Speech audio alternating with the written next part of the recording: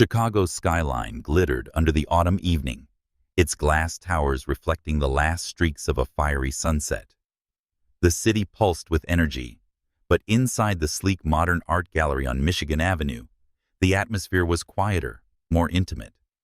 Polished concrete floors echoed the soft clink of wine glasses, and the air carried the faint scent of expensive perfume and fresh paint. The gallery was hosting an exclusive exhibit showcasing the works of a reclusive artist known for his unfinished canvases, raw, chaotic, and hauntingly incomplete. The event drew the city's elite, and Ryan Holt was no exception. Ryan, a white American billionaire with sharp blue eyes and a jawline that could have been chiseled from marble, stood near the center of the room. His tailored navy suit hugged his broad shoulders, and his dark blonde hair was neatly combed, though a single lock fell just above his brow, giving him a boyish charm that contrasted with the weight of his presence. At 35, he was a titan in the investment world, synonymous with calculated risks and staggering successes.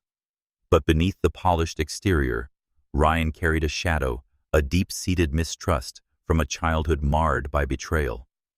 His father's infidelity and his mother's cold withdrawal had left scars that no amount of wealth could erase. He trusted few, loved fewer, and kept his heart locked away. Tonight, though, something felt different. The gallery's centerpiece, a massive canvas streaked with bold slashes of crimson and gold, seemed to pull at him. It was unfinished, like so many of the artist's works, its edges raw and its story untold. Ryan stood before it, a glass of bourbon in hand, his gaze tracing the jagged lines. He didn't notice the woman approaching until she spoke. "Does it speak to you?" Her voice was warm, curious, cutting through the crowd's murmur. Ryan turned, and his breath caught. Lila Chen, an African-American woman who was as striking as the painting, stood a few feet away. Her skin was a rich, deep brown, glowing under the gallery's soft lighting, and her dark eyes sparkled with intelligence and a hint of mischief. Her hair, a cascade of tight curls, was pulled into a loose bun, with a few strands framing her face. She wore a simple, yet elegant black dress that hugged her curves, and her confident but unpretentious posture suggested she was here for more than just the art. Lila, 32, was a journalist known for her relentless pursuit of truth, her bylines appearing in national outlets. Her work was fearless, often exposing corruption in high places, but it came at a cost. She'd learned to guard her heart, too, after watching her parents' marriage crumble under the weight of lies and resentment. Ryan's lips curved into a half-smile. "It's trying to say something," he said, nodding toward the canvas, "but it's holding back, like it's afraid to finish the story." Lila tilted her head, studying the painting, then him. "Maybe it's not afraid. It may be waiting for someone to understand it first." Their eyes locked, and for a moment, the gallery faded away. There was an electricity between them, a pull that neither could ignore. Ryan wasn't one for small talk, but Lila's directness disarmed him. She wasn't fawning or intimidated by his wealth. He found that refreshing. Lila, meanwhile, sensed a depth in Ryan that went beyond his public persona. His eyes held a story, one she wanted to unravel. They drifted from the painting to a quieter corner of the gallery, their conversation flowing effortlessly. Lila spoke passionately about her latest investigation into corporate fraud, her hands gesturing animatedly as she described the thrill of chasing a lead. Ryan listened, captivated, sharing just enough about his world to keep her intrigued tales of high-stakes deals and the occasional betrayal in the boardroom. They laughed over shared cynicism about Chicago's elite, and when Lila teased him about his bourbon choice, predictable for a man in a suit like that, he shot back with a playful challenge to guess her drink of choice. She raised her glass of red wine with a grin. Bold, not basic. Hours passed like minutes. The gallery began to empty, but neither noticed. When the curator announced the exhibit was closing, Ryan hesitated, and then took a chance. "There's a bar across the street," he said, his voice low. Care to continue this? Lila's smile was cautious but warm, if you promise not to order another bourbon. They crossed Michigan Avenue, the city's lights casting long shadows on the pavement. The bar was dimly lit with velvet booths, and a jazz trio playing softly in the corner. They peeled back layers over drinks, whiskey for him, a Negroni for her. Lila admitted her fear of repeating her parents' mistakes of losing herself in love. Loosened by the whiskey and her candor, Ryan hinted at his own wounds, the father who'd chosen another family, the mother who'd chosen silence. Their vulnerabilities hung in the air, fragile but real. When the bar closed, they stepped into the cool night.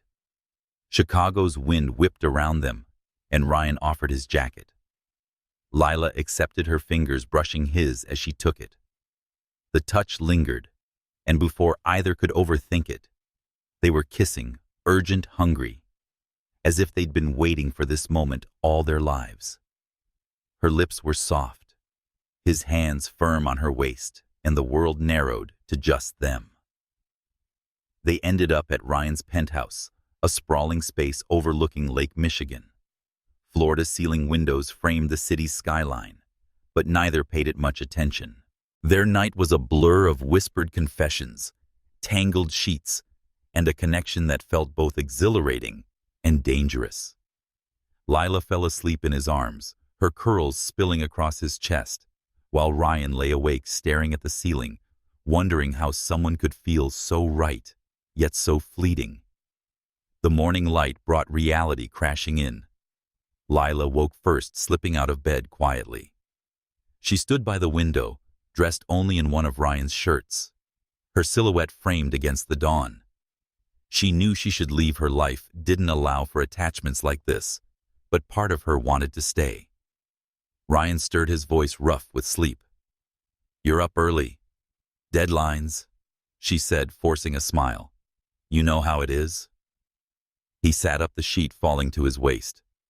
"Last night wasn't just a one-off." Lila hesitated. "I don't know what it was, Ryan, but I don't do this jump into things. I can't afford to." He wanted to argue, to pull her back to bed, but something in her eyes stopped him. She was already pulling away, protecting herself. She dressed quickly, leaving his shirt folded on the chair. "I'll call you," she said. But they both knew it was a polite lie. Ryan felt a pang he couldn't name as the door closed behind her. He walked to the window, touching the glass where her reflection had been. The city stretched out below, vast and indifferent, and for the first time in years, he felt the weight of his solitude. Lila, meanwhile, walked through Chicago's waking streets, her mind racing. She'd felt something real with Ryan, something that scared her. But she'd learned long ago that love was a risk, and wasn't sure she could take it. Her phone buzzed, a reminder of an interview she had to prep for. She pushed Ryan to the back of her mind, but his face lingered, as did the unfinished painting they'd stood before. It felt like a metaphor for whatever they'd started, and whatever she'd just walked away from. Lila Chen's apartment in Chicago was a small, cluttered haven on the edge of Wicker Park. Bookshelves overflowed with dog-eared novels and stacks of research notes, and a corkboard above her desk was pinned with articles, photos, and strings connecting leads for her next big story. The morning after the gallery, she sat at her kitchen table, a mug of coffee cooling in her hands, her laptop open to a half-written piece on corporate tax evasion. But her mind wasn't on the words. It was on Ryan Holt, the intensity of his gaze, the warmth of his touch, the way he'd made her feel seen in a way she hadn't in years. She shook her head, trying to focus. Last night was a mistake, a moment of weakness. She had a career to build, truths to uncover. She couldn't afford to get tangled up with someone like Ryan, whose world of wealth and power was so far from her own. Yet as she typed, her fingers hesitated, and she searched his name online. Articles popped up. Ryan Holt closes 2B. Deal. Holt's investment firm. Eyes Tech. Startups. There were photos too. Him at galas, shaking hands with CEOs, always with that guarded smile. She closed the tab, scolding herself. Focus. Lila. Across the city in his penthouse, Ryan was no better off. He stood in his office staring at the skyline, but all he could see was Lila. Her laugh, her sharp wit, the way she'd challenged him without flinching. He wasn't used to being rattled, but she'd gotten under his skin. He wanted to call her, but her parting words echoed, "I'll call you." He knew she wouldn't. His phone buzzed, pulling him back. It was Marcus Kane, his longtime rival in the investment world. Marcus's text was curt. "Heard you were at the gallery last night. Mixing with the press now." Ryan's jaw tightened. Marcus had a knack for digging into his life, always looking for leverage. They'd been friends once in college, but ambition had turned them into enemies. Marcus's firm, Kane Capital, was always nipping at Holt Investments' heels, and Marcus played dirty, spreading rumors, poaching clients. Ryan ignored the text, but a seed of unease took root. Days turned into weeks. Lila threw herself into her work, chasing a lead on a shady real estate deal tied to a city official. She was good at her job, relentless, precise, but the thrill of the chase felt hollow. She kept replaying that night with Ryan, wondering if she'd made a mistake walking away. Then one morning, she felt a wave of nausea. At first, she blamed stress, but when it persisted, she bought a pregnancy test. The two pink lines stared back at her, undeniable. Lila sat on her bathroom floor, her heart pounding. She was pregnant, Ryan's child.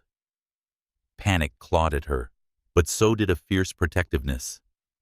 She thought of her own childhood, her parents' constant fights, her father's abandonment.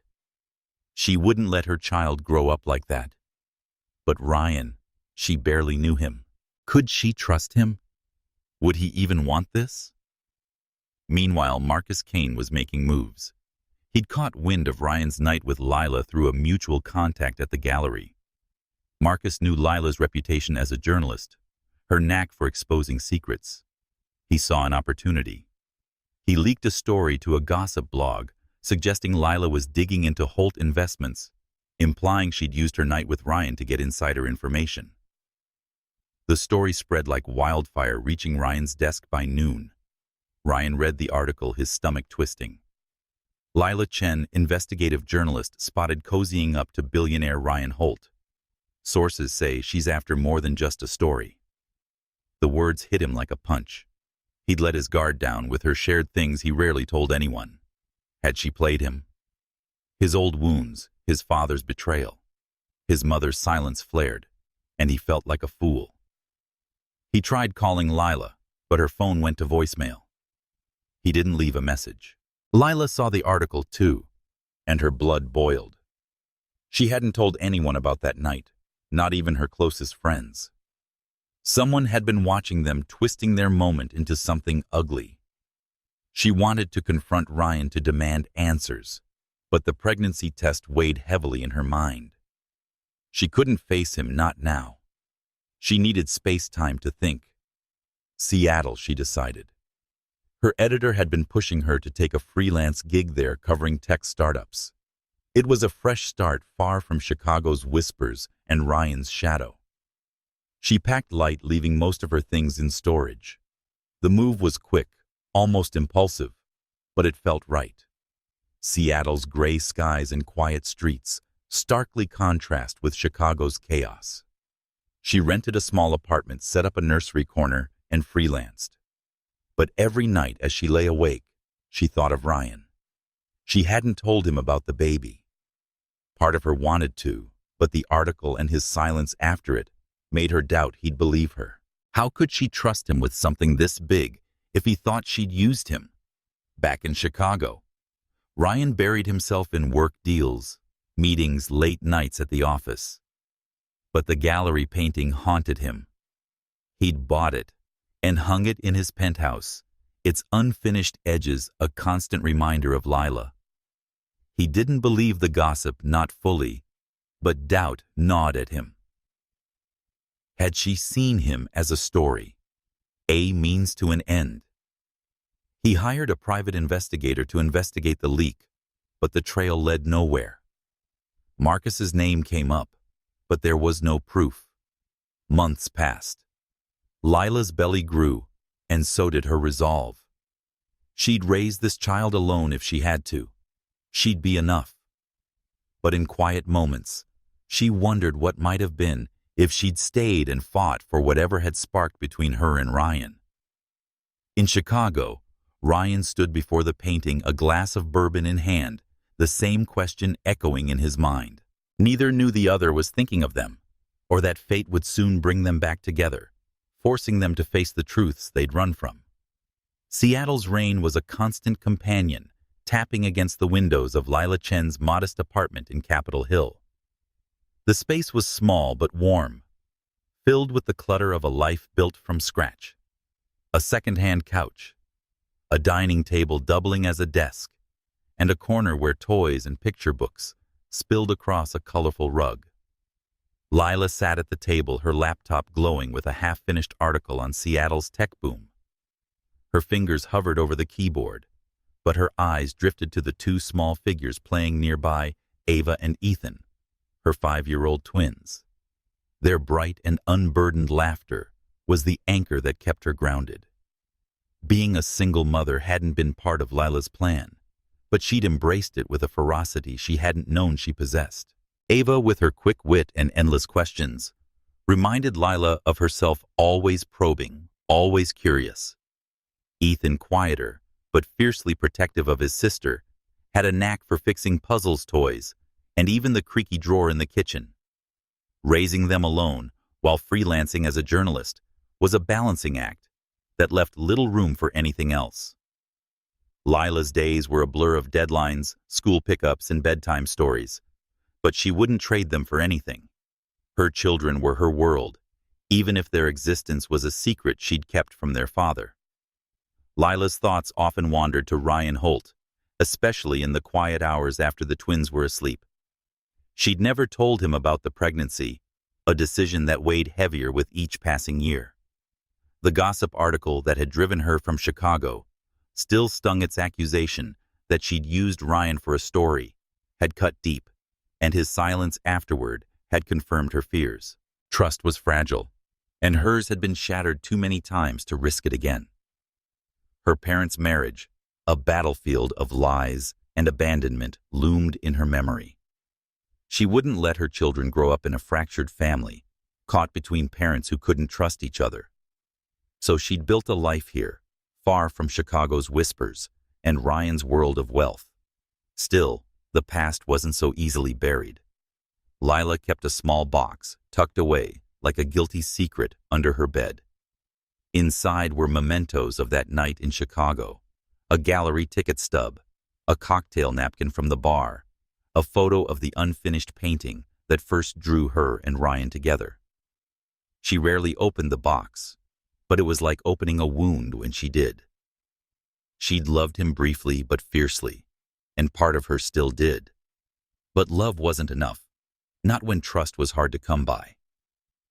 In Chicago, Ryan Holt's life was a different kind of machine, relentless and polished. His penthouse, with its stark modern lines and sweeping views of Lake Michigan, was more a showcase than a home. He spent his days in boardrooms, orchestrating deals that made headlines, and his nights in solitude, often standing before the unfinished painting he'd bought from the gallery. Its jagged streaks of crimson and gold were a mirror to his own unrest, a reminder of the night he'd let Lila slip away. He'd thrown himself into work, building Holt Investments into an empire, but success didn't fill the void. His childhood scars, his father's betrayal, his mother's withdrawal kept him guarded, and Lila's departure had only deepened that isolation. Ryan wasn't one for regrets, but Lila was the exception. He'd tried to find her after she left Chicago, but her trail had gone cold. The private investigator he'd hired turned up nothing beyond her move to Seattle, and Ryan hadn't pushed further. If she'd wanted to be found, she would have reached out. Still, he couldn't shake the memory of her. Her sharp laugh, her fearless questions, the way she'd seen through his defenses. He'd dated since, but no one came close. The painting, now a fixture in his penthouse, was his only connection to her, and he stood before it, often bourbon in hand, searching its chaos for answers. The years had hardened Ryan in some ways, softened him in others. He was still a titan in the investment world, but he'd begun to question the cost of his ambition. His rivalry with Marcus Kane had grown uglier, with Marcus spreading whispers of Ryan's instability after the gallery gossip. Ryan knew Marcus was behind the leak that had painted Lila as a scheming journalist, but he had no proof. The lack of closure gnawed at him, and he channeled it into outmaneuvering Marcus at every turn. Yet even victories felt hollow. He wanted more, not just wealth, but meaning. He didn't know where to find it. In Seattle, Lila's life was simpler, but no less demanding. Freelancing gave her flexibility, but it was unpredictable. Some months she scraped by. Others she could afford small treats, like a trip to the aquarium for the twins. She'd built a community, neighbors who watched the kids when she had a late deadline, a mentor at the local paper who pushed her to take bigger assignments. But the fear of repeating her parents' mistakes lingered. She'd seen how love could curdle into resentment, how promises could break under pressure. She kept her heart locked away, focusing on Ava and Ethan, on being the mother they deserved.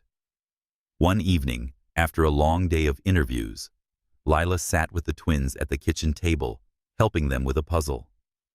Ava was chattering about a school project, while Ethan carefully fitted pieces together, his brow furrowed in concentration. Lila watched them, her heart swelling. They were her reason, her strength. But as she tucked them into bed later, she felt a familiar ache. The twins deserved to know their father, didn't they? She pushed the thought away, as she always did. Ryan was a stranger now, a memory best left untouched. Ryan stood in his office in Chicago, preparing for a trip to Seattle. A tech conference drew the industry's most prominent players, and Holt Investments was eyeing a promising startup. He didn't know Lila was in Seattle, and he didn't know how close he was to the truth. But as he packed his suitcase, he slipped the gallery ticket stub into his wallet, a habit he couldn't explain. It was a relic of a night that had changed him, a night he couldn't let go. In Seattle, Lila was preparing for the same conference and was assigned to cover it for a national outlet. She'd hesitated to take the gig. It meant long hours away from the twins, but the pay was too good to pass up. She arranged for a neighbor to watch Ava and Ethan, promising them a weekend adventure when she returned. She felt a prickle of anticipation as she packed her notebook and recorder. Conferences like this were her element, a chance to chase stories and make connections. She had no idea that fate was about to pull her back into Ryan's orbit, or that the past she'd run from was waiting just around the corner. The Seattle Tech Conference buzzed with energy, a sprawling convention center filled with sleek booths, flashing screens, and the hum of ambition. Entrepreneurs pitched their startups to investors in tailored suits, while journalists like Lila Chen wove through the crowd, microphones and notebooks in hand. Lila moved with purpose, her recorder clipped to her belt, her eyes scanning for the following interview. She'd been at the conference all morning, her notebook filled with quotes from tech founders and policy wonks. Her element was digging for truth amid the hype and finding the story beneath the surface. But as she adjusted her earpiece, preparing to corner a CEO about labor practices, she felt a strange tug, like the air had shifted. Across the hall, Ryan Holt stood at the Holt Investments booth, shaking hands with a startup founder. His presence commanded attention. Tall, confident, his navy suit impeccable as always. He was here to scout talent, to find the next big thing. But his mind wasn't entirely on the pitches. Seattle felt different, unfamiliar, and it stirred something in him. He hadn't been here since college, and the city's gray skies and evergreen backdrop felt like a world apart from Chicago's steel and glass. As he listened to the founder drone on about AI algorithms, his gaze drifted across the crowd and stopped. Lila stood near a coffee station, scribbling in her notebook, her curls pulled into a loose ponytail. She was focused, oblivious to the world around her, but to Ryan, she was unmistakable. His heart lurched, a mix of shock and longing. 6 years had passed, but she looked identical, sharp, vibrant, alive in a way that made the room feel brighter. He excused himself mid-sentence, ignoring the founder's confused look, and started toward her. His pulse raced, memories of their night in Chicago flooding back the gallery, the bar, the penthouse. He didn't know what to say, but couldn't let her slip away again. Lila felt his presence before she saw him.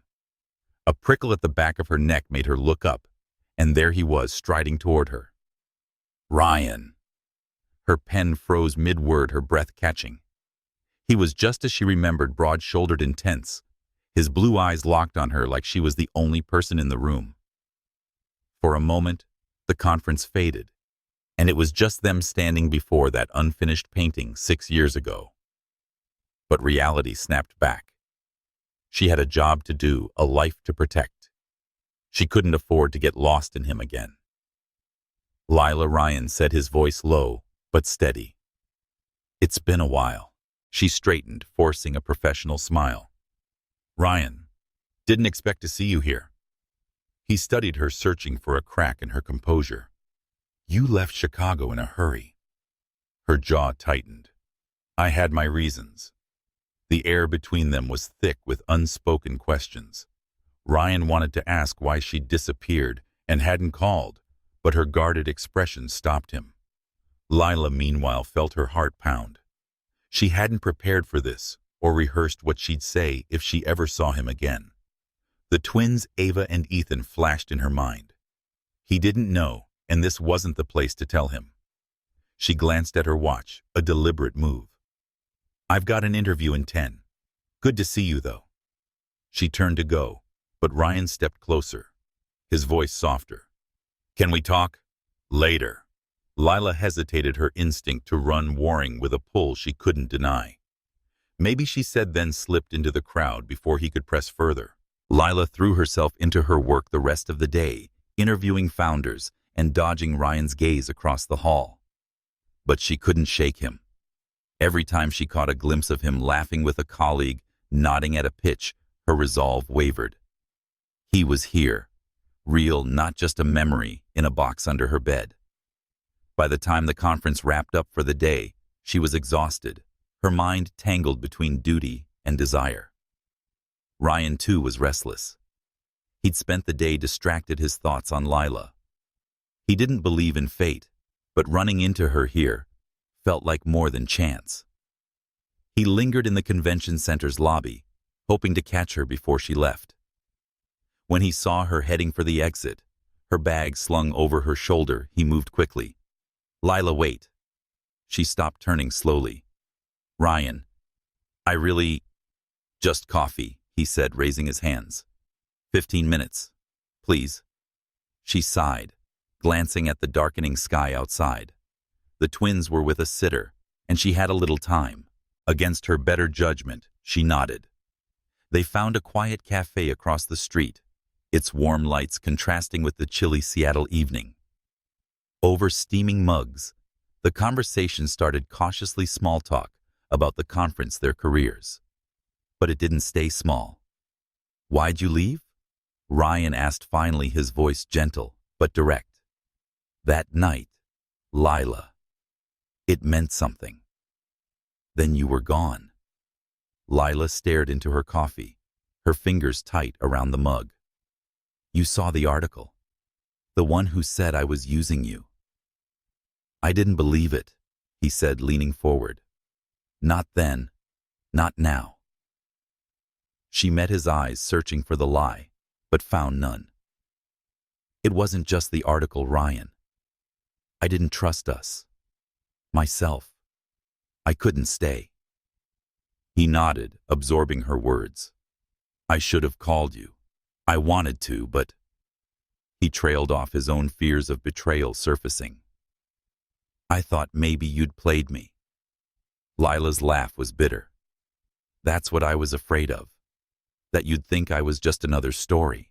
They sat in silence, the weight of 6 years between them. Ryan wanted to reach for her hand to bridge the gap, but he sensed her walls were still up. Lila, meanwhile, felt the secret of the twins pressing against her chest.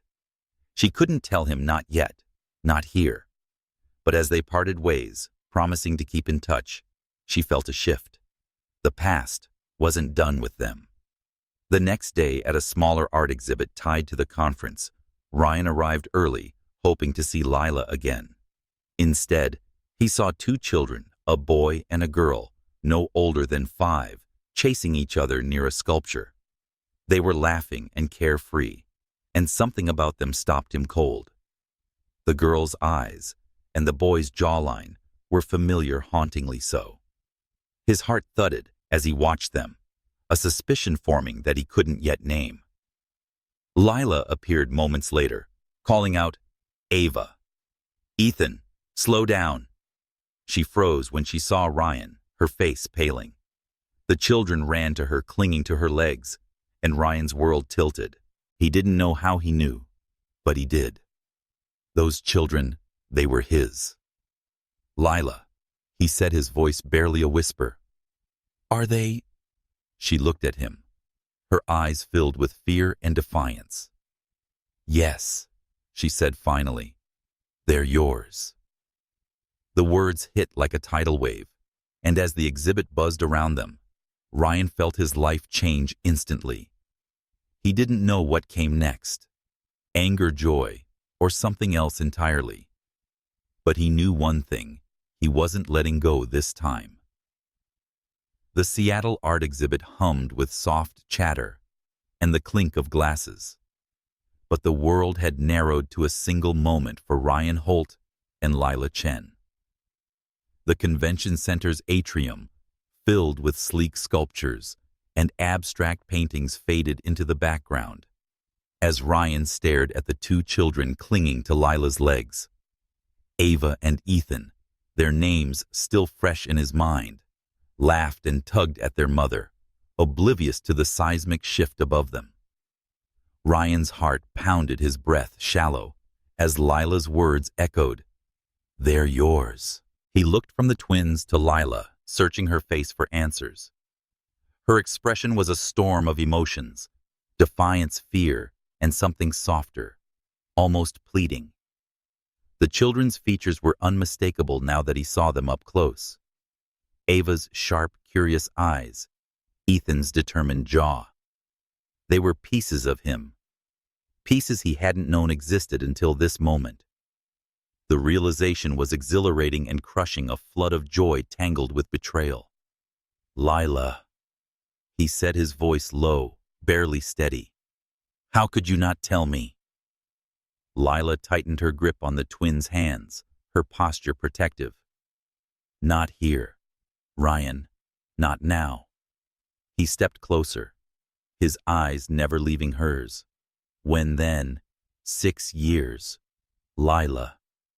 6 years, and I had no idea I had." He stopped, glancing at Ava and Ethan, who were now watching him with wide, curious eyes. He lowered his voice. "We need to talk." Lila nodded, her jaw tight. "Tomorrow, I'll meet you. Just let me get them home." Ryan wanted to argue, to demand answers now, but the twins' presence stopped him. He nodded stiffly, handing her his card with a private number scrawled on it. "Call me, please." She took the card, her fingers brushing his for a fleeting moment, and then she guided Ava and Ethan toward the exit. Ryan watched them go, his mind racing.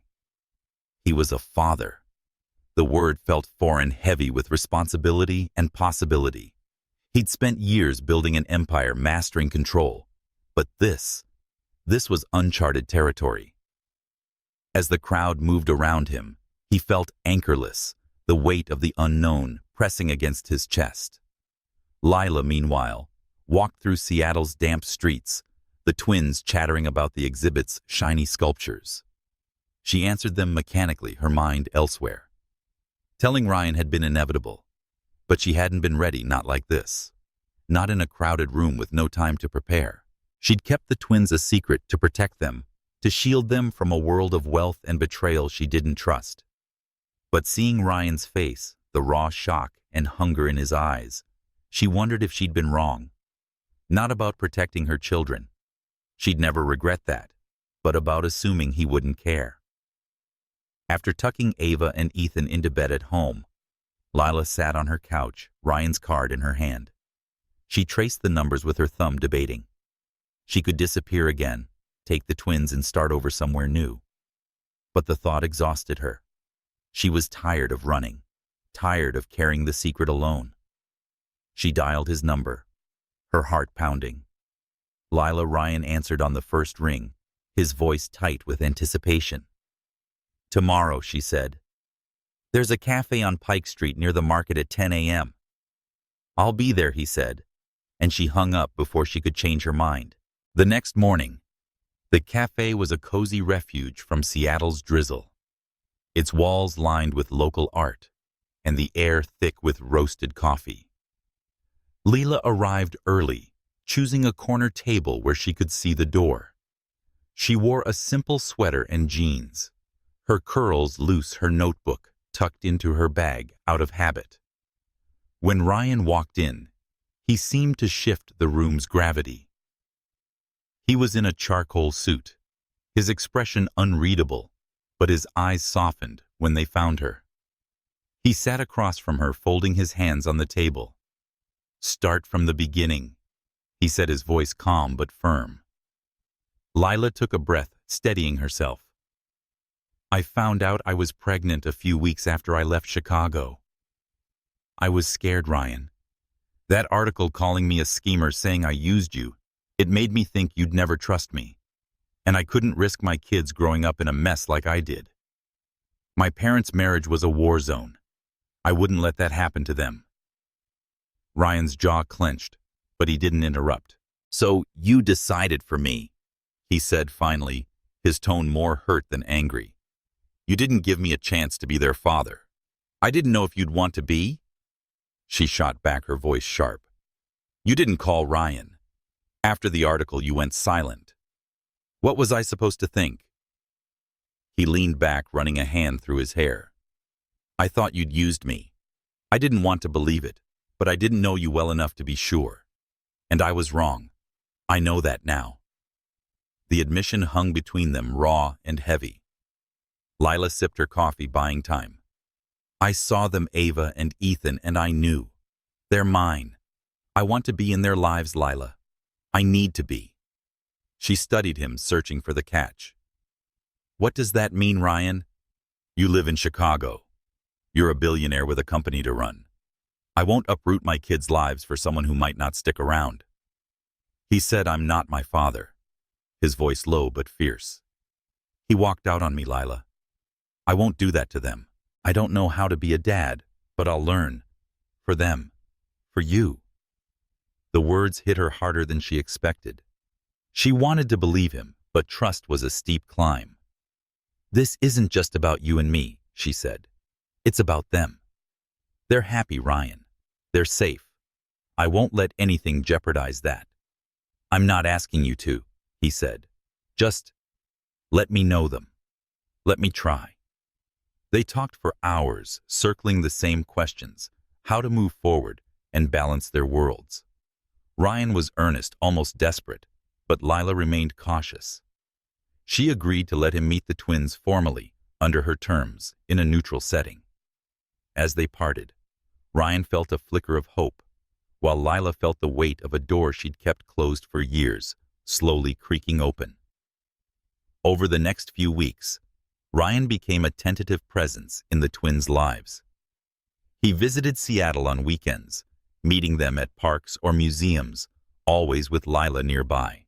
Ava warmed to him quickly, bombarding him with questions about his work, while Ethan was quieter, watching Ryan, with a mix of curiosity and wariness. Ryan was patient, bringing small gifts, a puzzle for Ethan, a sketchbook for Ava, and letting them set the pace. But each visit stirred a complex mix of emotions in him. joy at their laughter, anger at the years he'd missed, and a growing need to protect them. Lila watched it all, torn between relief and fear. She could see that Ryan was trying, but her instincts screamed to keep her guard up. The twins were her everything, and letting Ryan in meant risking their stability. Yet, as she saw him kneel to tie Ethan's shoe or laugh at Ava's stories, she felt the old spark reignite. It scared her as much as it thrilled her. Back in Chicago, Ryan felt less confident. His company was thriving, but Marcus Kane's shadow loomed larger. Rumors swirled that Marcus was planning a hostile takeover of a key Holt Investments client, and Ryan suspected he was digging into his personal life again. The thought of Marcus near Lila or the twins made his blood boil. He didn't know the future, but knew one thing: he'd fight for his family no matter the cost.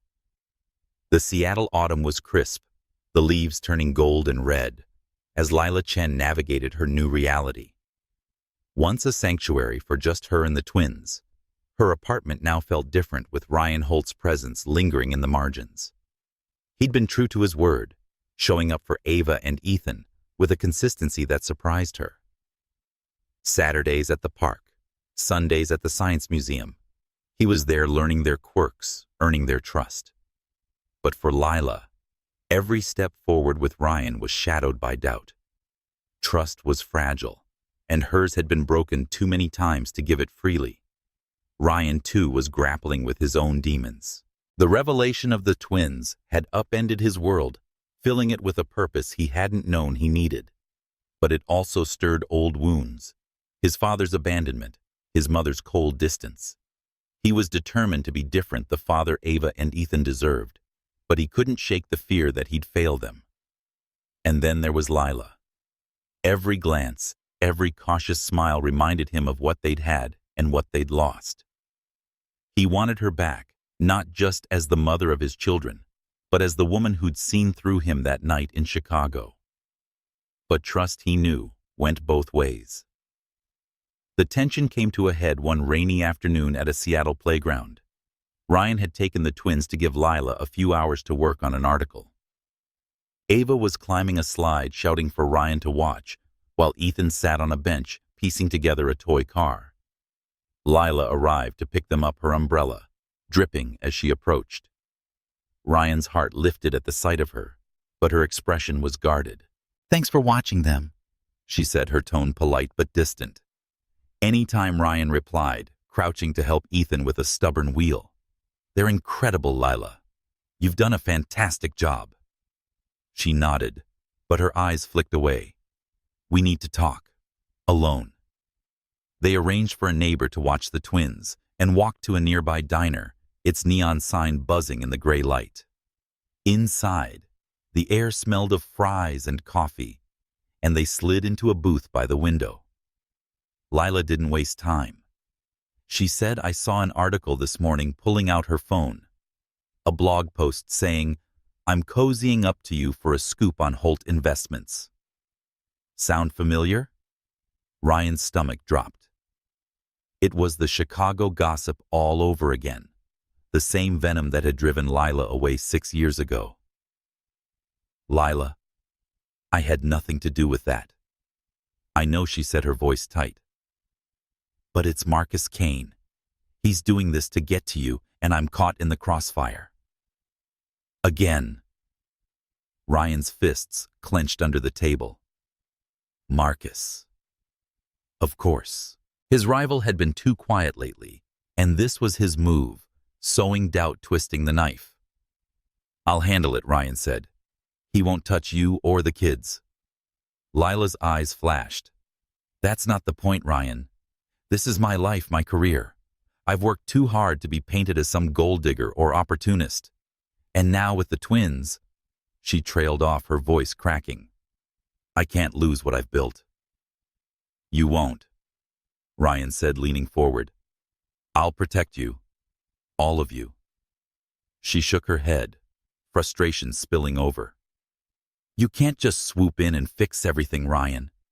I'm not some damsel, and I don't want the twins caught up in your world of power plays and enemies. I kept them away for a reason." Her words cut deeper than he'd expected. "You think I'm the problem, Lila? I'm trying to be here for them. For you. And I'm trying to believe you," she shot back. "But I don't know if I can. You thought I used you once. What stops you from feeling it again when Marcus spreads his next lie?" Ryan flinched.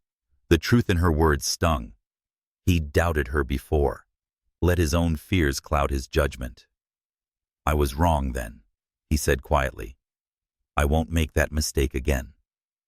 Lila looked at him, her expression softening but still wary. "I want to believe you, Ryan. But trust isn't just given. It's earned. And right now, I don't know if you're here for us or because you're chasing something you think you lost." The conversation ended without resolution, both of them raw and uncertain. Ryan returned to his hotel, his mind churning. He called his team in Chicago, tasking them with digging into Marcus's latest moves. If Marcus were behind the article, there'd be a trail, emails, payments, something. Ryan wasn't just fighting for his company now. He was fighting for his family. Back at her apartment, Lila felt the weight of the day settle over her. She checked on the twins asleep in their shared room, their faces peaceful. She'd built a life for them, a safe one. But Ryan's reappearance threatened that stability.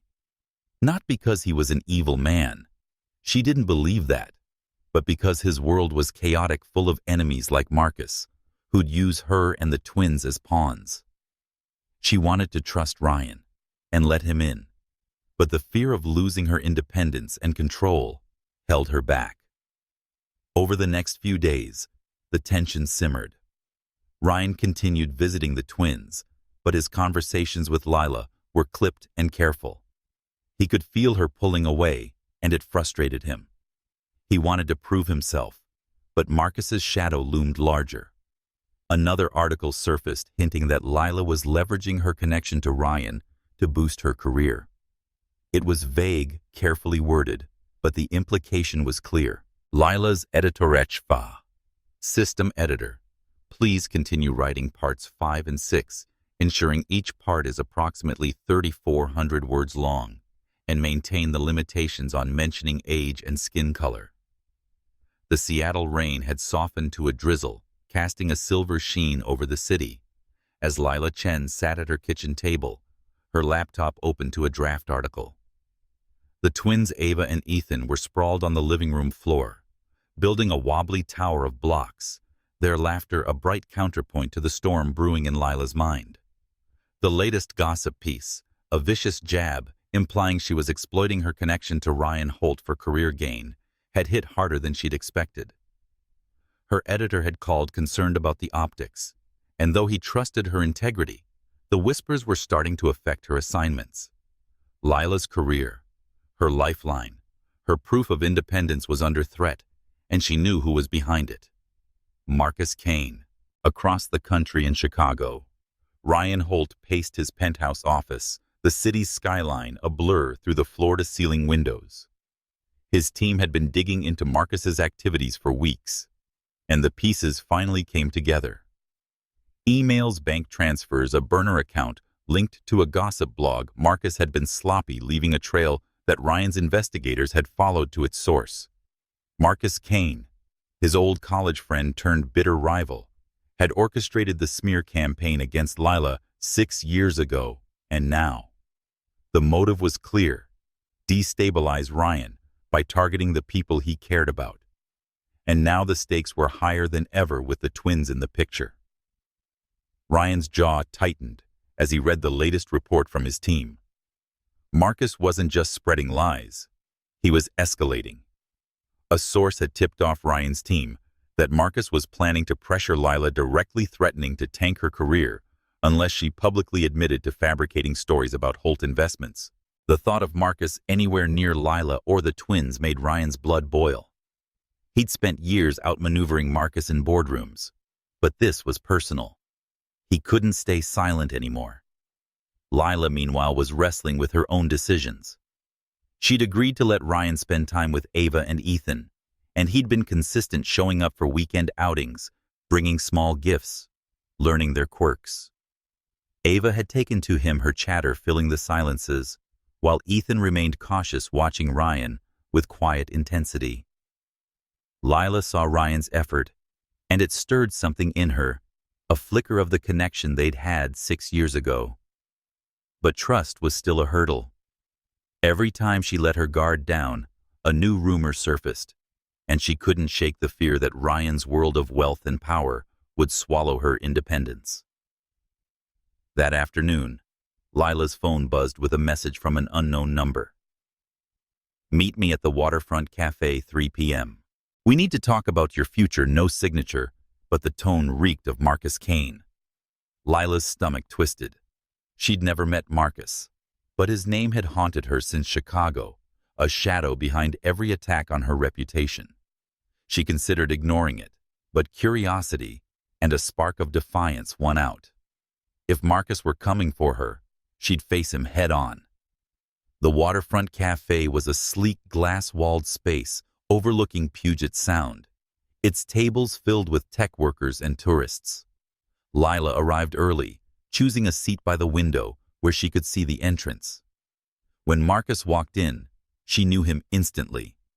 He had the polished arrogance of a man who thrived on control, tailored suit, slick smile eyes that sized her up like a chess piece. He slid into the chair across her, leaning back like he owned the place. "Lila Chen," he said, his voice smooth but edged. "You've been a thorn in my side longer than you know." Lila kept her expression neutral, her journalist's instincts kicking in. "Marcus Kane, it's a pleasure, but we both know why you're here." He chuckled, but there was no warmth in it. He was straight to the point. "I like that. Let's make this simple. You're dragging Ryan Holt's name through the mud, and it isn't good for business, his and mine. Please issue a public statement admitting you fabricated those rumors about Holt Investments. Do that, and I'll make sure your little newspaper keeps funding." Lila's fingers tightened around her coffee mug. "And if I don't?" Marcus's smile widened, predatory. "Then I'll ensure every outlet in this city knows you're a liar. Your career will be over, and your kids, cute by the way, will grow up with a mother who's a pariah." The mention of Ava and Ethan sent a chill through her. "You don't get to talk about my children," she said, her voice low and steady. "And you don't scare me, Marcus. I've faced bigger bullies than you." He leaned forward, his voice dropping. "You think Ryan's your knight in shining armor? He's using you, Lila. Just like you used him 6 years ago. Walk away now, or I'll bury you both." Lila stood, her chair scraping against the floor. "We're done here." She walked out, her heart pounding, but her head high. She wouldn't let Marcus intimidate her, but his threat lingered. He knew about the twins, and that made him dangerous. That evening, Lila called Ryan, her voice shaking as she recounted the meeting. Ryan was in Seattle, staying at a hotel near the conference center, and he insisted on coming over. When he arrived, the twins were already asleep, and Lila let him into her apartment the first time he'd seen her home. The space was small, lived in, starkly contrasting to his sterile penthouse. He noticed the drawings taped to the fridge, the stack of books on the counter, and felt a pang of longing for a life he'd never known. "Marcus is crossing a line," Ryan said, his voice tight with anger. "He's not just coming for me anymore. He's targeting you and the kids." Lila nodded, her arms crossed. "He wants me to ruin my own reputation to save yours. I told him to go to hell, but he won't stop."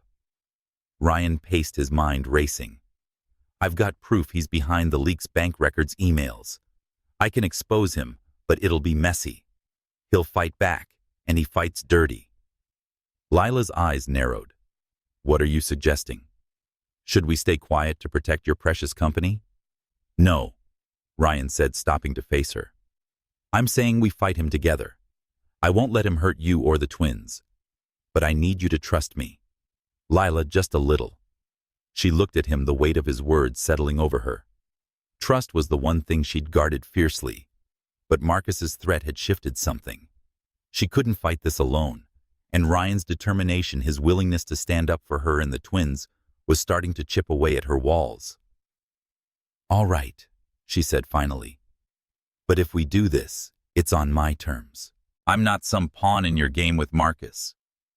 Ryan said, "You're not a pawn." His voice soft, but firm. "You're the mother of my children, and I'm not losing you again." The words hung between them, heavy with meaning. Lila felt the spark from 6 years ago flare again, but she pushed it down. This wasn't about them, not yet. It was about protecting Ava and Ethan, about standing up to a man who thought he could control her. As Ryan left, promising to coordinate with his team, Lila felt fear and resolve. Marcus Kane had underestimated her, and he was about to learn what happened when you backed a mother into a corner. Ryan returned to his hotel, his mind already mapping out the next steps. He'd confront Marcus at the upcoming tech conference gala, a high-profile event where the industry's elite would gather. It was the perfect stage to expose Marcus's lies, but it would come at a cost. Marcus wouldn't go down quietly, and Ryan knew the fallout could ripple through his company and his fragile new connection with Lila and the twins. But he wasn't fighting for wealth or power for the first time in years. He was fighting for a family he hadn't known he had, and he'd do whatever it took to keep them safe.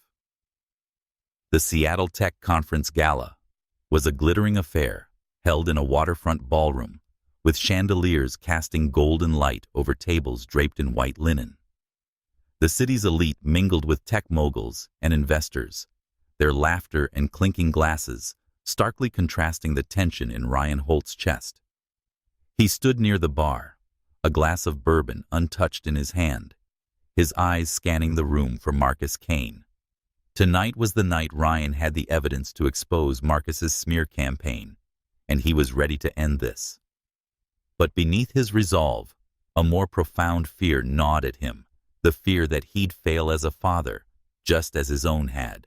Lila Chen was there too, across the room, her presence commanding, despite her understated elegance. She wore a deep blue dress that hugged her curves. Her curls swept into a loose updo, and she moved through the crowd with the confidence of a journalist who'd faced down bigger threats than a room full of egos. She was here to cover the gala for a national outlet, but her focus was split. Marcus's threat at the cafe had shaken her, not because she feared for herself, but because he'd mentioned Ava and Ethan. Her children were her world. The thought of anyone using them as leverage made her blood run cold. Lila's past weighed heavily on her tonight. Her parents' marriage had been a battlefield. Her father's lies, her mother's bitterness, the way they'd left her to pick up the pieces. She'd vowed never to let love make her vulnerable again, but Ryan's reappearance had cracked that resolve. He was trying, showing up for the twins, standing up to Marcus, but trust was a steep climb. Every time she looked at Ryan, she saw the man she'd fallen for 6 years ago, and the risk of losing herself to his world. Ryan caught her eye across the room, and for a moment, the noise faded. He gave her a nod, a silent promise that tonight would change things. She nodded back, her expression unreadable, but steady. They'd agreed on a plan. Ryan would confront Marcus publicly during his speech, using the evidence to discredit him. Lila would stay out of it, keeping her distance to protect her reputation. But as the evening wore on, she felt a growing unease. Marcus wasn't just a businessman, but a predator, and predators didn't back down easily. Marcus took the stage to a smattering of applause, his smile polished but cold. He spoke about innovation and the future of tech, but Ryan barely listened. His team had slipped him a flash drive with the final evidence, a recorded call where Marcus admitted to orchestrating the leaks. Ryan stepped forward as Marcus wrapped up his speech, commanding the room's attention. The crowd quieted, sensing the shift. "Marcus," Ryan said, his voice carrying over the microphone, "you've been lying to everyone in this room. You've spread rumors, manipulated the press, and tried to destroy lives to get ahead. I have proof. The room erupted in murmurs as Ryan held up the flash drive. Marcus's smile faltered, but he recovered quickly, laughing. This is desperate, Ryan. You're embarrassing yourself. Then let's let the evidence speak, Ryan said. He signaled to a technician, and the recorded call played over the speakers. Marcus's voice clear and damning, admitting to paying bloggers to smear Lila and undermine Holt investments. The crowd gasped, phones already out recording the moment. Marcus's face went pale, his eyes darting to the exits. You're done, Marcus, Ryan said, stepping off the stage as security moved toward his rival. The room buzzed with shock, but Ryan focused on Lila, who stood at the edge of the crowd, her expression a mix of relief and wariness. Marcus wasn't finished, though. As security escorted him out, he leaned toward a colleague, whispering something that sent a chill through Ryan. He knew Marcus too well. Retreat wasn't surrender. A new article surfaced the next morning targeting the small Seattle publisher Lila worked with. It accused them of unethical practices, citing anonymous sources that reeked of Marcus's handiwork. The publisher's funding was at risk, and Lila's name was dragged through the mud again. Lila was furious, but not surprised. She met Ryan at a park near her apartment, the twins playing nearby as they talked. He's not stopping, she said, her voice tight. He's going after my work now, my livelihood. I was afraid of this, Ryan, your world pulling me under. Ryan's hands clenched into fists. I won't let him win, Lila. My team's already working on a counter-strategy. We'll protect your publisher and get the truth out. She shook her head, her eyes fierce. This isn't just about articles, Ryan. It's about trust. Every time I let you in, something like this happens. I can't keep wondering if I will lose everything because of your enemies. Her words hit hard, stirring Ryan's deepest fear that he'd become like his father, a man who'd left chaos in his wake.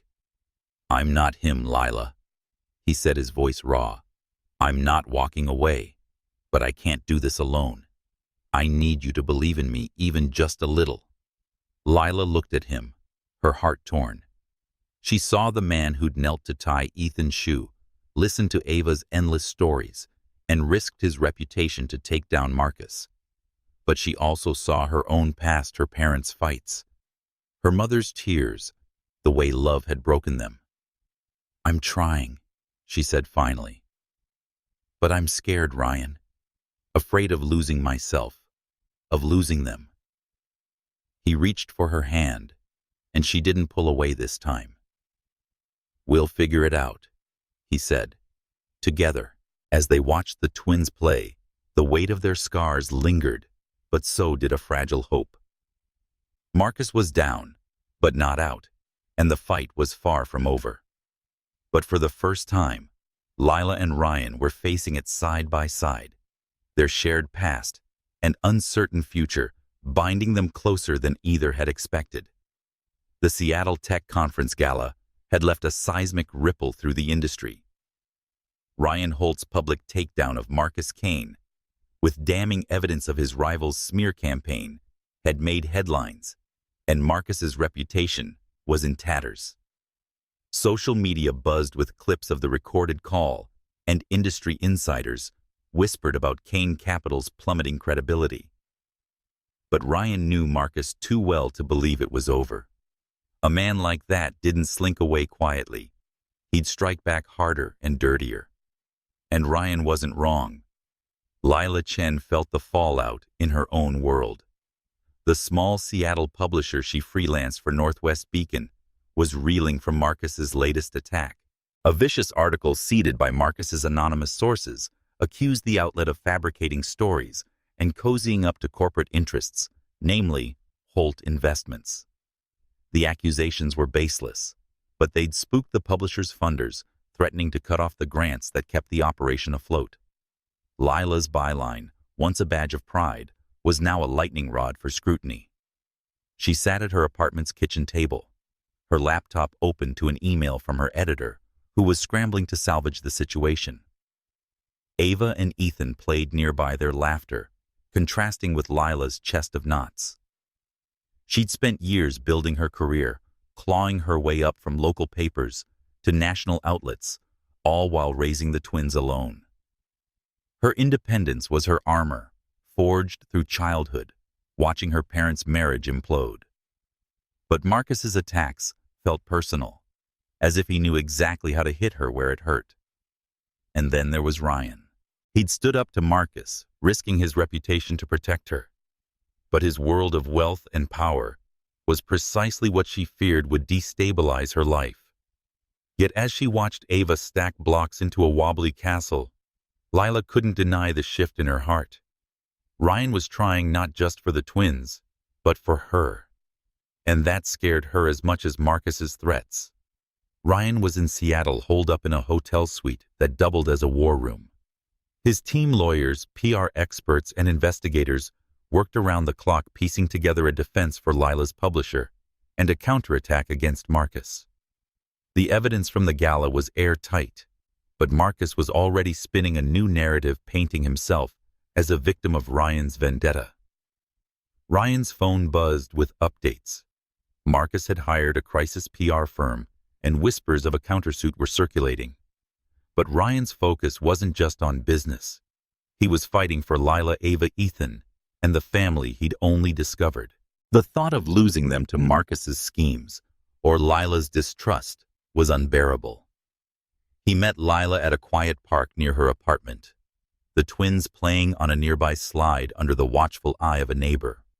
The air was crisp, the sky a patchwork of gray and gold. Lila looked tired, but resolute, her curls loose around her shoulders, her hands stuffed into her coat pockets. "They're pulling funding," she said without preamble. "Northwest Beacon might fold by next month. Marcus knows exactly what he's doing." Ryan's jaw tightened. He's desperate. That stunt at the gala cost him everything, clients' credibility. He's lashing out because he's got nothing left to lose. Lila's eyes flashed. "That doesn't help me, Ryan. My career's on the line. I can't keep being collateral damage in your war with him." "You're not collateral," Ryan said, stepping closer. "You're the reason I'm fighting you and the kids."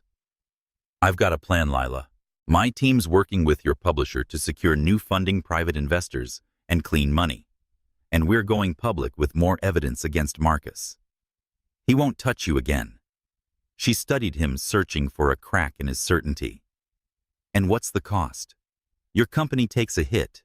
Your reputation." "I don't want to owe you, Ryan. I've never owed anyone."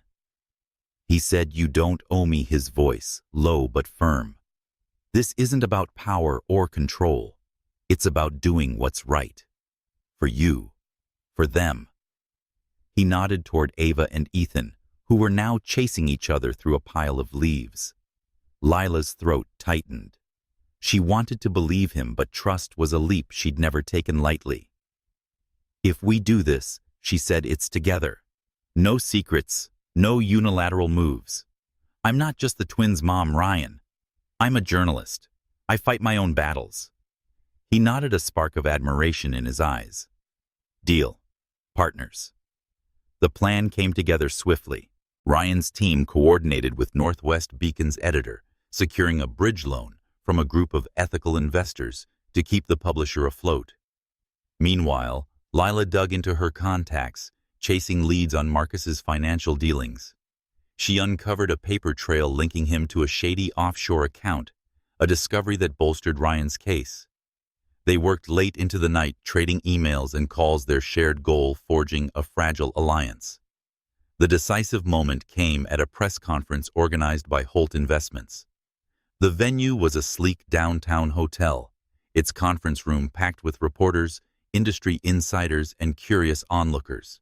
Ryan took the podium, his presence commanding, his voice steady, as he laid out the evidence bank records, emails, and the recorded call from the gala, all tying Marcus to the smear campaign against Lila and Northwest Beacon. Lila stood at the back of the room, her notebook in hand, watching as Ryan dismantled Marcus's lies piece by piece. The press ate it up. Questions flew, cameras flashed, and by the time Ryan stepped down, Marcus's downfall was trending online. Kane Capital's stock plummeted, and clients began pulling out. But Marcus wasn't done. As the conference ended, he cornered Lila in the hotel lobby, his smile venomous. "You think you've won," he said, his voice low. "I'll ensure your little paper burns, and your kids will grow up knowing their mother's a fraud." Lila didn't flinch. "You're out of moves, Marcus. The world knows who you are now." He leaned closer, his eyes cold. "This isn't over." But it was. Ryan's team had anticipated Marcus's desperation, leaking additional evidence to key outlets that evening. By morning, Marcus was facing lawsuits from former clients and regulators were circling. Northwest Beacon secured its funding, and Lila's reputation began to recover as the truth spread. She wrote a scathing expose on Marcus's tactics published under her byline reclaiming her voice. As the dust settled, Lila and Ryan met at her apartment, the twins asleep in their room. The tension between them had eased, replaced by a tentative understanding. "Lila said you didn't have to do all this pouring coffee for them both. But I'm glad you did." Ryan smiled, a rare softness in his eyes. "I meant what I said, Lila. I'm in this for you, for them. Whatever it takes." She nodded, the weight of his words settling over her. They weren't healed, not yet, but they were moving forward. Together. The Seattle skyline glittered under a rare, clear night stars, piercing the velvet sky above Lila Chen's apartment. Inside, the space was quiet, and the twins tucked into bed after a day of park adventures with Ryan Holt. Lila sat on her couch, a glass of wine in hand, staring at the small box under her coffee table, the one holding mementos from that night in Chicago 6 years ago. The gallery ticket stub, the cocktail napkin, and the photo of the unfinished painting were relics of a moment that had changed her life. She hadn't opened the box in months. But tonight, with Marcus Kane's threats neutralized, and Ryan a steady presence, she felt the pull of the past. Ryan was across town in his hotel suite, his laptop open to a spreadsheet of Holt Investments' latest projections. The victory over Marcus had come at a cost. Clients were skittish, and the PR fallout was still settling, but it was worth it. Lila's publisher was safe, her career intact, and the twins started seeing him as more than a visitor. Yet as he closed his laptop, Ryan's thoughts weren't on business. They were on Lila, on the family he'd found, and on the fear that he might not be enough for them. His father's abandonment had left a scar, a voice in his head, whispering that he'd fail as a parent, just as his father had. But every moment with Ava and Ethan, every cautious smile from Lila, quieted that voice a little more. The past week had been a whirlwind. After the press conference, Marcus's empire had crumbled. Lawsuits piled up, and regulators investigated Kane Capital's finances. Lila's expose, published in Northwest Beacon and picked up by national outlets, had cemented her reputation as a journalist who didn't back down. But the victory wasn't without scars. Lila's trust in Ryan was growing, but it was fragile, built on the shaky foundation of their shared past. She'd let him into the twins' lives, but letting him into her heart was another matter. That night, Ryan showed up at Lila's apartment unannounced, a rare, impulsive move. She opened the door, surprised, but not displeased, and let him in. The living room was softly lit, the air warm with the scent of chamomile tea. They sat on the couch, the silence between them heavy, but not uncomfortable. "I've been thinking," Ryan started, his voice low, "about us, about the kids. I want to be their father, Lila, not just on weekends when convenient. I want to be here for real." Lila's heart skipped, but her guard went up. "What does that mean, Ryan? You live in Chicago. Your company's there. You can't just pick up and move." "I can," he said, his eyes steady. "I've been talking to my board. I can run Holt Investments remotely and spend more time here. I'm not saying it'll be easy, but I'm not my father. I won't walk away." Her fingers tightened around her wine glass. And what about me? I've built a life here, Ryan. I'm not giving up my career and independence to follow you or anyone else. I'm not asking you to, he said, leaning forward. I don't want you to change who you are. I love who you are. Your strength, your fire, the way you fight for what's right. I want a chance to be part of it, to be a family. The word family hit Lila hard, stirring memories of her parents' broken home, the fights that echoed through her childhood. She'd sworn she'd never let love make her vulnerable again. But Ryan wasn't her father. Despite his fears, he was here fighting for her and the twins. She set her glass down, her voice trembling. I'm scared, Ryan. I love you. I've always loved you even when I ran. But I'm afraid of losing myself, of repeating the past. Ryan reached for her hand, his touch warm and steady. I'm scared too. I've never done this, being a dad, someone you can rely on. But I'm not going anywhere. We can figure this out, Lila. Together. Tears welled in her eyes, and she didn't pull away. I want to believe you, she whispered. But it's not just about us. It's about Ava and Ethan. They deserve stability, not promises that might break. Then let me prove it, he said, his voice raw. Give me time. Let me show you I'm all in. She looked at him, the man who'd once been a stranger in a gallery, now the father of her children. The spark from 6 years ago was still there, but it was deeper now, tempered by shared battles and hard-won trust. She nodded, a small gesture that felt monumental. Okay, she said, but we go slowly for them. Ryan's smile was soft, hopeful, slow works. They spent the rest of the evening talking, not as adversaries or ex-lovers, but as partners, charting a new path. They made plans, small ones like Ryan joining the twins for school events, and bigger ones, like him renting a place in Seattle. It wasn't a fairy tale, but it was a start. As Ryan left, the night air cooled against his face, making him feel lighter than he had in years. Lila's admission, I love you, echoed a promise of possibility in his mind.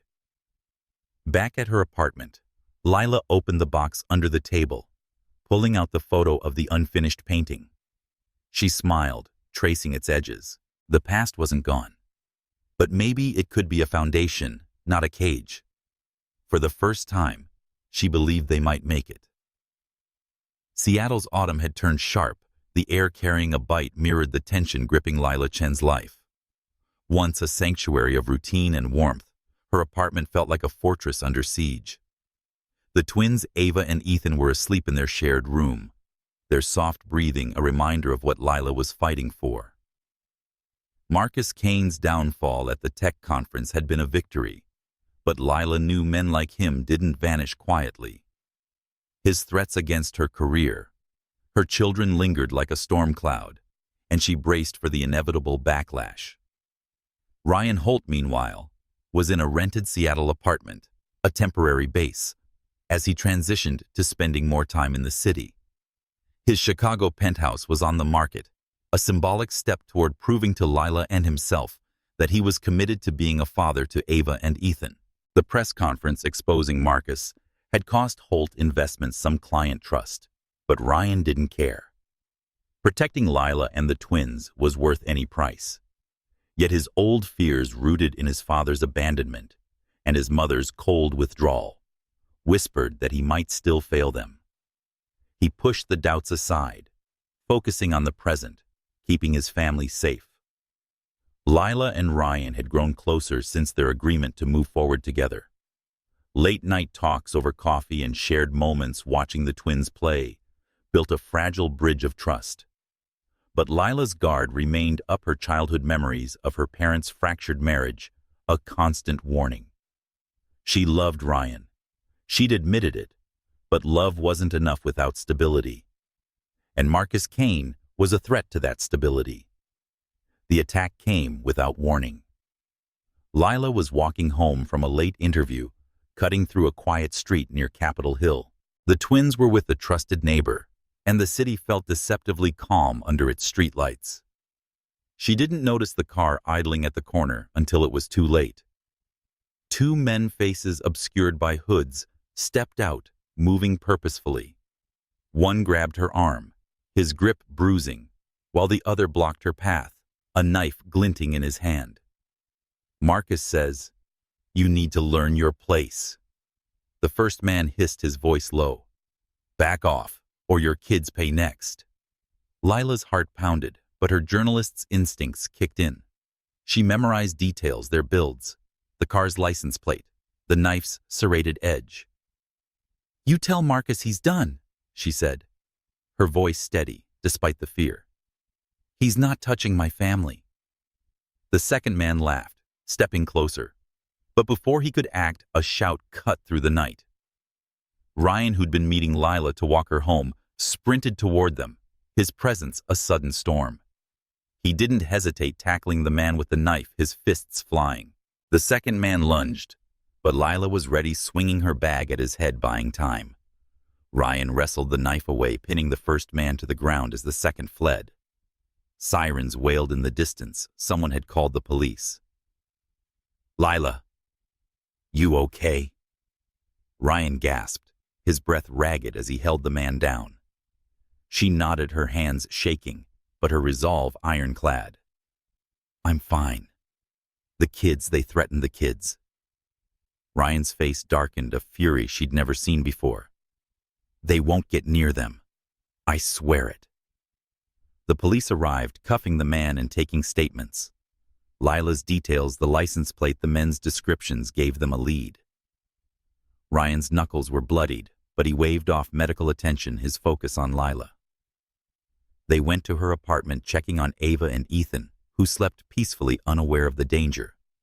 Lila's neighbor, Shaken, agreed to stay the night, and Ryan refused to leave Lila's side.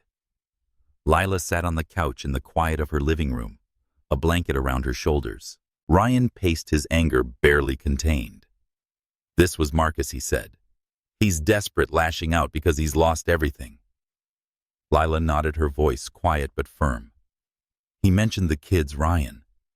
I won't let him come near them." "He won't," Ryan said, stopping to kneel in front of her. "My team's already on it. The police have the car's plate, and we've got enough on Marcus to bury him. He's done, Lila." She looked at him, her eyes searching his. "You could have been hurt. You didn't have to." "Yes, I did," he interrupted, his voice raw. "You're my family, you, Ava, Ethan. I'd do anything to keep you safe."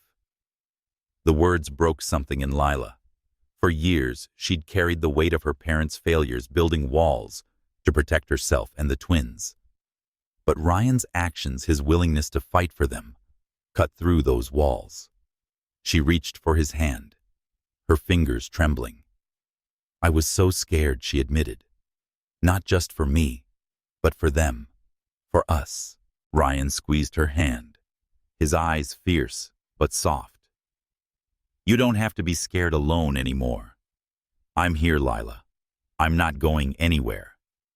The police called later that night, with news the man in custody had confessed, naming Marcus, the one who'd hired them. The second man was caught hours later, and the evidence pointed straight to Kane Capital's crumbling empire. By dawn, Marcus was arrested, his bail denied, as prosecutors built a case for conspiracy and assault. The news spread fast, and Marcus's name became synonymous with disgrace. For Lila and Ryan, the attack was a turning point. The fear, the adrenaline, the shared fight had stripped away the last of their doubts. They sat together as the sun rose, watching Ava and Ethan eat breakfast, their laughter a balm. Lila leaned against Ryan, her head on his shoulder, and she felt safe and whole for the first time.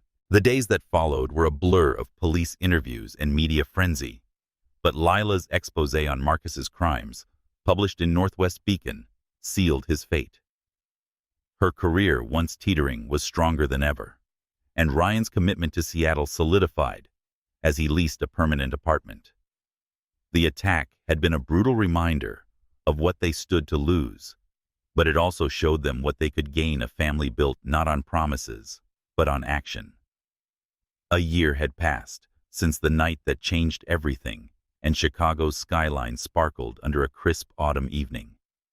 The modern art gallery on Michigan Avenue was alive with light and sound, hosting a new exhibit that drew the city's elite. The centerpiece was familiar, a massive canvas once unfinished, now complete with bold strokes of crimson gold and deep blue, its story finally told. Lila Chen and Ryan Holt stood before it. Hand in hand, their twins Ava and Ethan darting through the crowd, their laughter echoing off the polished concrete floors. The past year has been a journey of healing and rebuilding. Marcus Kane's arrest marked the end of his reign, and lawsuits and investigations dismantled his empire. Lila's exposé, syndicated across national outlets, restored and elevated her reputation, earning her a prestigious journalism award. Northwest Beacon thrived with new funding, and Lila balanced her career with motherhood. Her days filled with deadlines and school pickups, her nights with stories and cuddles. Ryan had made good on his promise to relocate. He'd sold his Chicago penthouse and settled in Seattle, running Holt Investments remotely with a skeleton crew in Chicago. The move wasn't without challenges. Clients grumbled, and the board questioned his priorities. But Ryan was unwavering. Ava and Ethan were his center now. Their trust, a prize he'd never take for granted. He'd learned to change diapers a bit late, but earnestly pack school lunches and listen when Ava rambled about her art projects or Ethan explained his latest gadget. Lila, too, had changed. The attack a year ago had forced her to confront her deepest fears of losing her independence, of repeating her parents' mistakes. However, Ryan's steadfast presence and willingness to fight for their family showed her that love didn't have to mean surrender. She'd opened her heart slowly at first, then fully letting Ryan in, not just as the twins' father, but as her partner. They weren't perfect arguments.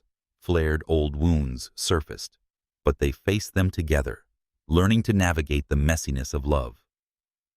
Tonight they were back in Chicago for the gallery opening, a symbolic return to where it all began. The artist whose unfinished canvas had sparked their connection 6 years ago had invited them personally. Ryan had funded the exhibit, a quiet gesture of gratitude for the night that changed his life.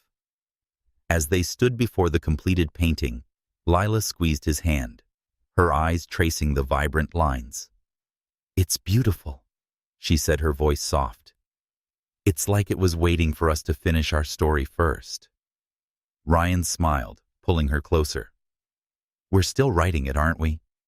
She nodded, her heart full. "Yeah, and it's a good one." Ava and Ethan ran up, tugging at their parents' hands. "Can we get ice cream?" After Ava asked, her eyes bright with excitement. Ryan teased, ruffling her hair. "Only if you promise not to get it all over your dress." Ethan grinned, holding up a toy robot he'd been tinkering with. "I fixed it, Dad." "Want to see?" Ryan knelt, inspecting the robot with mock seriousness. "Impressive, buddy. You're gonna put me out of business." Lila watched them, a warmth spreading through her. This was her family, not perfect, but hers. The scars of her past, her parents' fights, her fear of losing herself were still there. But they were softer now, healed by time and trust. Ryan's scars, too, had faded. He wasn't his father, and he'd proven it daily with every small act of love. As the evening wound down, they stepped outside, the Chicago wind cool against their faces. The city stretched before them, its lights a reminder of the night they'd met. Lila leaned against Ryan, the twins between them, and she felt hope and certainty for the first time. They'd faced their demons, Marcus' doubts and pasts, and become stronger. "Let's go home." Lila said, her voice steady. Ryan kissed her forehead, his arm around her. "Home sounds perfect." They walked into the night, a family forged in fire, their story no longer unfinished, but alive with possibility. The painting behind them, now complete, stood as a testament to their journey, a spark that had grown into a flame lighting the way forward.